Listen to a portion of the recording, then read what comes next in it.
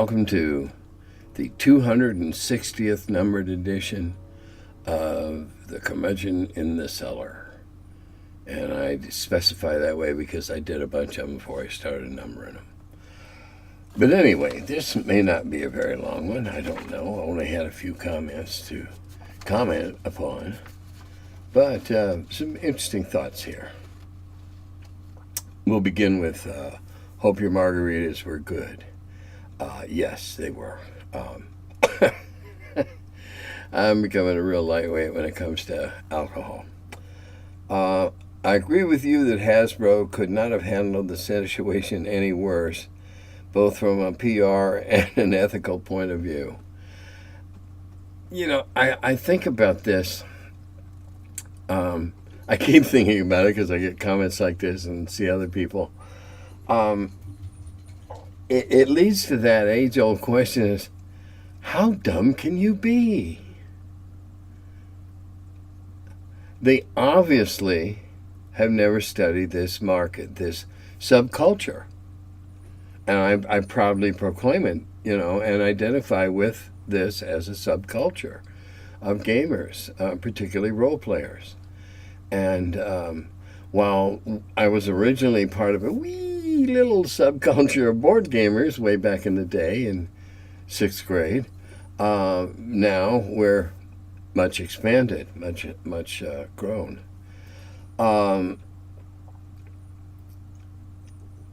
It would seem to me that when Hasbro bought the Wizards, they should have assigned someone from Hasbro to figure out what the hell it was they just bought.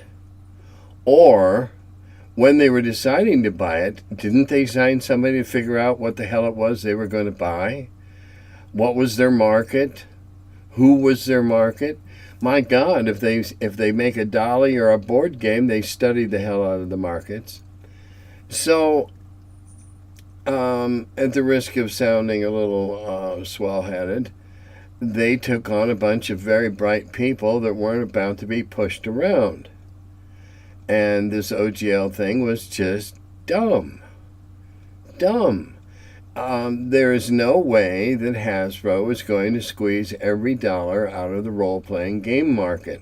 There are too many good third-party publishers, too many good independent publishers, too much good product out there. And the nature of the game is if you don't like it exactly the way it is, change it to suit you or to fit your game or to fit your game style. Okay, that was huge error number one. Number two was the way that the recovery of the ill-released or inadvertently released future product.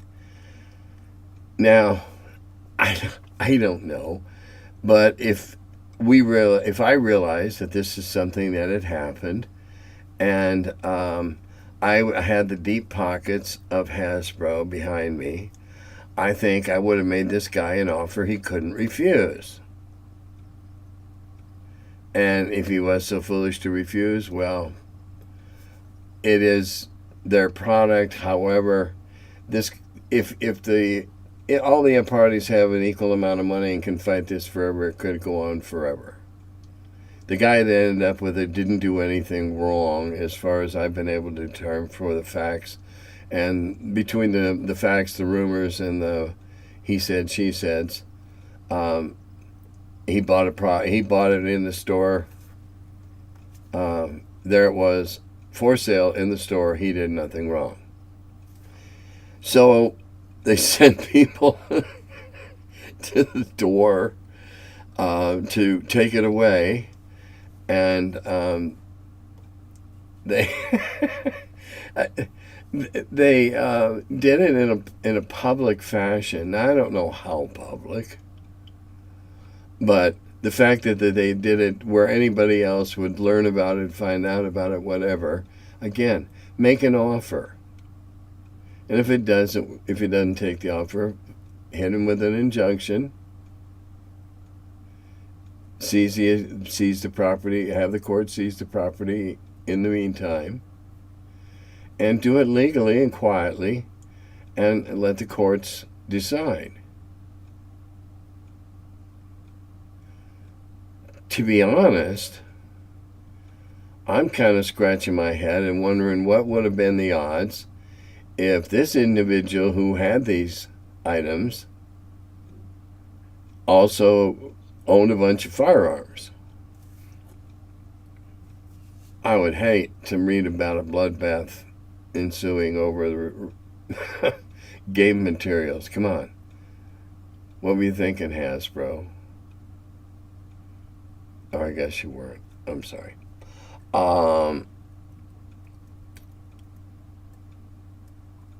Okay, there's further comment on that. I'm not sure 100% of all the. I'm not 100% sure of all the details about the Pinkerton Wizards thing. And he heard that they attempts to contact the guy to get the cards back. So maybe he realized what he had. But again, did he commit a crime in obtaining them? They were apparently polite and cordial and not thuggish. Then I've also heard versions they showed up with bats and put it in the door. This is going to be fodder for speculation for some time.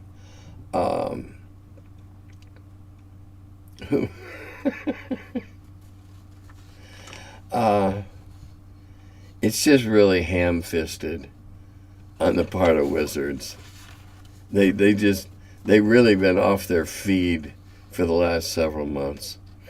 See, even the big boys get stupid and do dumb shit. Do I have any insight as to what's going on with Wonderfield Games, formerly the new TSR? I haven't the foggiest. The last I heard, Justin had crept back to his lair somewhere out in the Carolinas, and I'm not even sure where, and had basically shat all over the whole museum contest, and then left.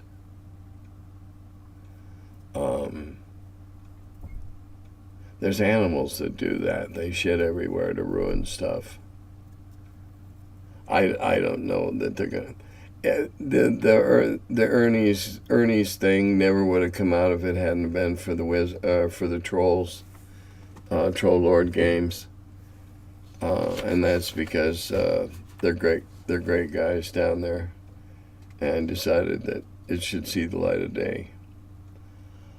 Okay, on Tricky Democracy, consider if you will. Ooh, doesn't that sound like Rod Serling? For those of you old enough to know who Rod Serling was. If not, look him up, Serling, creator of The Twilight Zone.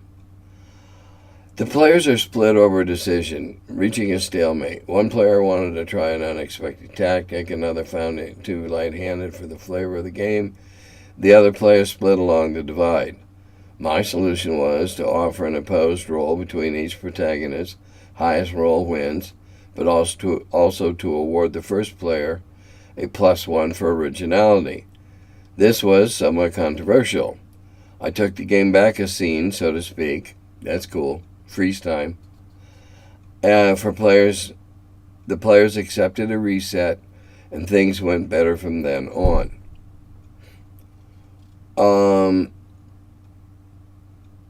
Sounds pretty interesting to me.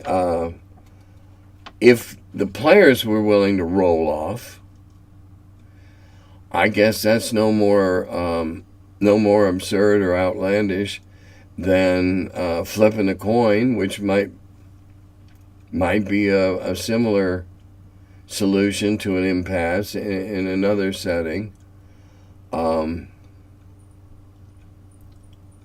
Given the guy with the +1 for the originality of the off-the-wall but could work scheme, I think that's pretty good too.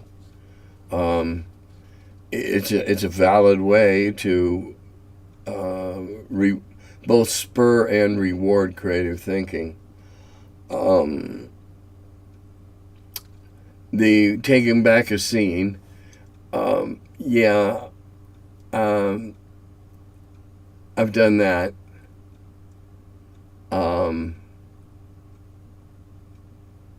With a TPK, you can go, all right, now on world insert world name here, to B. Here we are outside this door, and you start again. I have used freeze time as a metaphysical thing, and I'll talk more about that later. Have you ever been tempted to solve the problem of players at an impasse by dice roll and rewarding them?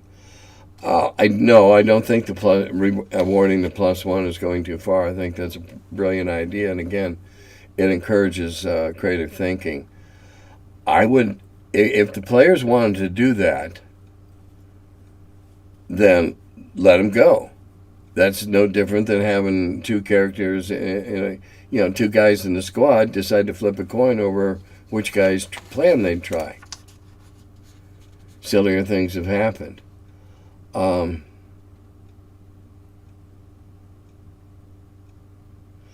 What's your advice on the best way to reunite a split party?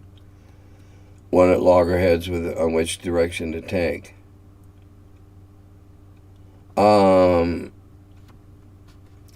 Well,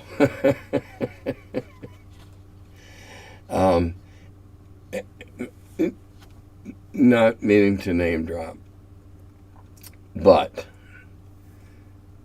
all those long years ago, at the very beginning of our relationship, Gary and I discussed several of the different when I was pseudo playtesting for him, still in college. I asked him about this wandering monsters thing because with the original 3 books, those sons of bitches were everywhere all the time. And there was no more ignominious death than being killed by a wandering monster. That was it was the worst. That was the worst. And he said, "Well, how you apply them is up to you." And I said, "Well, the tables you've got up, I mean, Jesus, they're everywhere, or so it seems." He goes, "Well, they can be, or you can modify them." He says, "But they're really, really good for getting a squabbling party to come together, plan something right away, right now, or they get eaten." And I thought about that for a few seconds. I said, yes, it certainly would have that effect.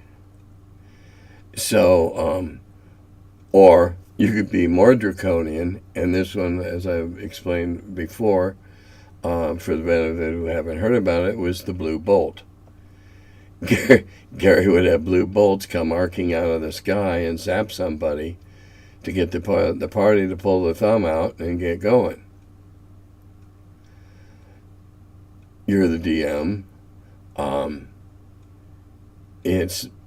You could always justify it as saying, well, you all had this sudden, oh, wow, what are we doing? We were supposed to be doing. And you all came to your senses all at once. The blue bolt just helped. I think it was,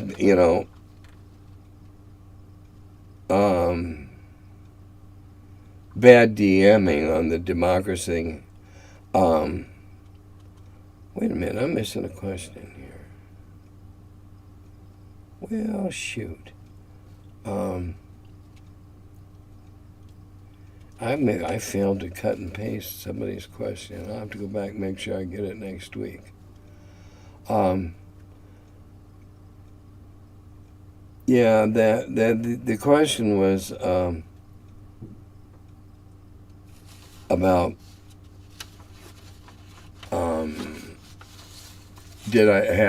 had I ever thought about spinning the campaign to require playing in an area that I wanted to play in? Certainly. how big is your campaign to begin with? Now, if you've been playing for years and you've got a continental or even a multi-continental game going, those are, in my experience, those are damn few and far between. Unless you start out and say, take the Greyhawk map, turn it upside down, and that's your world, and that's fine too. Well, if you turn it upside down, then it'll look like North America. Yeah, and then it'll look like Earth more. Anyway, I don't think that that's high-handed. That was part of the comment. I don't think that's high-handed behavior by the DM. Absolutely not. Imposing limitations is not bad DMing. And yeah, as the DM, you ought to have some fun too. And so they've been avoiding this, area that you've been dropping clues about and leaving notes in the bottom of their teacups and what have you. And okay, now they have to. And why not? Because you deserve some fun too. Why not? And now the last one. Age of Wonders #4 is just released. Have you tried it out? I think it's 100 times better than Age of Wonders 3. I had not known about it being out until I saw your comment. I went and looked at it, I Googled it, and as I have followed Age of Wonders through the first 3 iterations, I'm certain that within the next week or two, I will pop $50. I'll have to wait till I get some unexpected money. Anyway, I'm sure I'm going to get it. And the very little bit I've heard, the buzz I've heard about it, it's even better. For those of you who don't know about it, if you ever see a computer game on a disc called Age of Wonders 3 or even Age of Wonders 2, pick it up. It's a lot of fun for a role player, a tabletop role player. I think, especially 3, there's a lot there that directly relates into what we do. And working in it is what inspired me to come back and get involved in gaming again after all those years and start writing and doing what I've done since then. So yeah, I certainly will. Thanks for the tip. I'll get it now sooner than I probably would have otherwise. And let's see. It's only early May, so there's no huge cons coming up yet. No Origins yet. No Gen Con yet. Don't miss either one. I'm not going to another con until November. No, October. I take that back. Game Hole. Definitely go to Game Hole. So, it's starting to get warm out. Get your gardens planted. Get your flowers in. Do all that good spring stuff. We have been for the last week or 10 days. And find some good games to play and play them and have a lot of fun. And geez, I'm getting bad at this signing off. So I'll just go Dodata Gobi.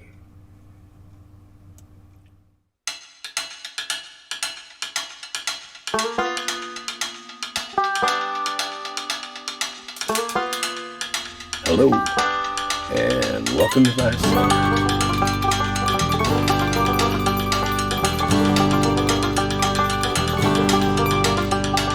He's the curmudgeon who wrote about the dungeons. Now he's the feller, live from the cellar. Talks about D&D and old school RPGs. Still quite a feller, the curmudgeon in the cellar. Last man around when them rates went down. calling Gary in that Lake Geneva town. Hey Gary, it's an awful mess. Let me edit, we'll have success. D&D and Dragon Magazine.